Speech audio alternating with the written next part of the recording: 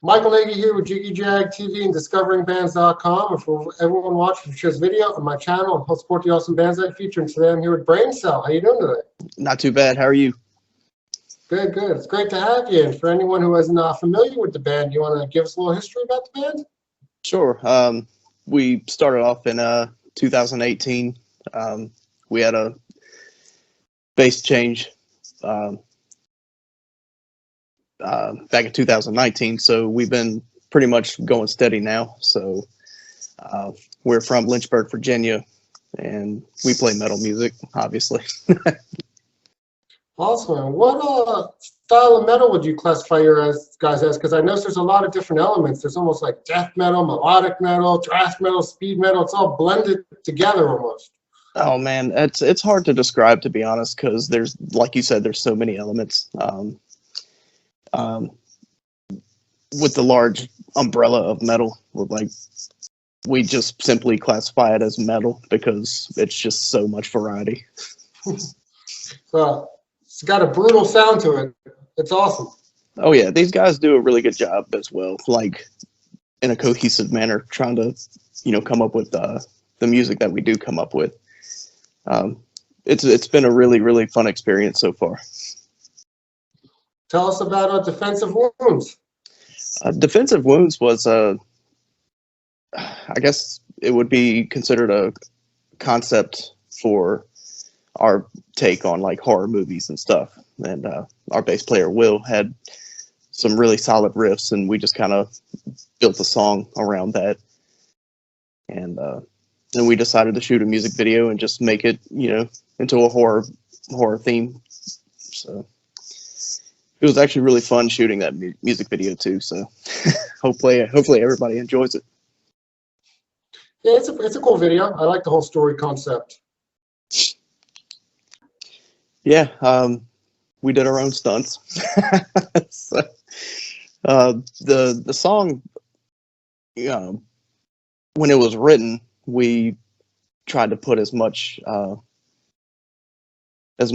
vibes as we can.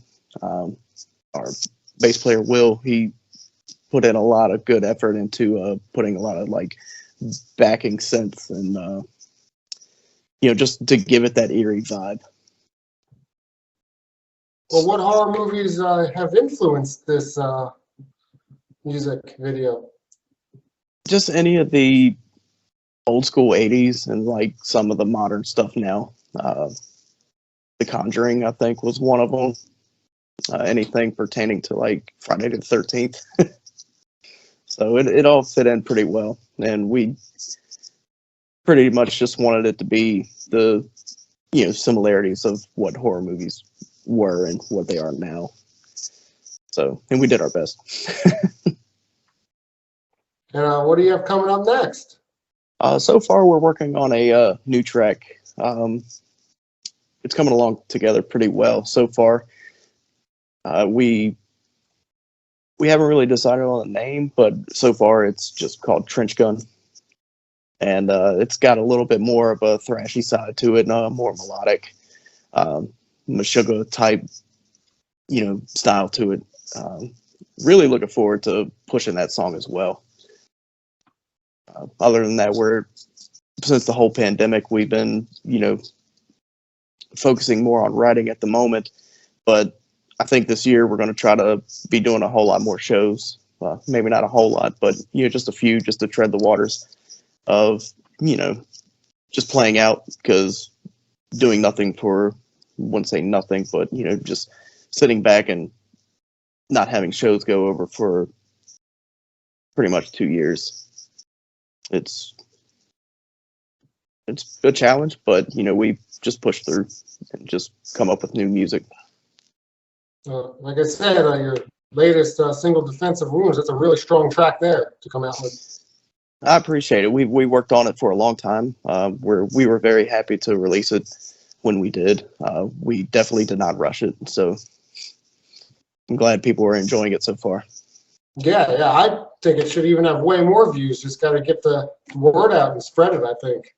Oh yeah, and we've been working on how to deal with the algorithms and everything. I hired a PR firm, Allison, with Photogen Cowgirls, and she's done an amazing job so far helping us out.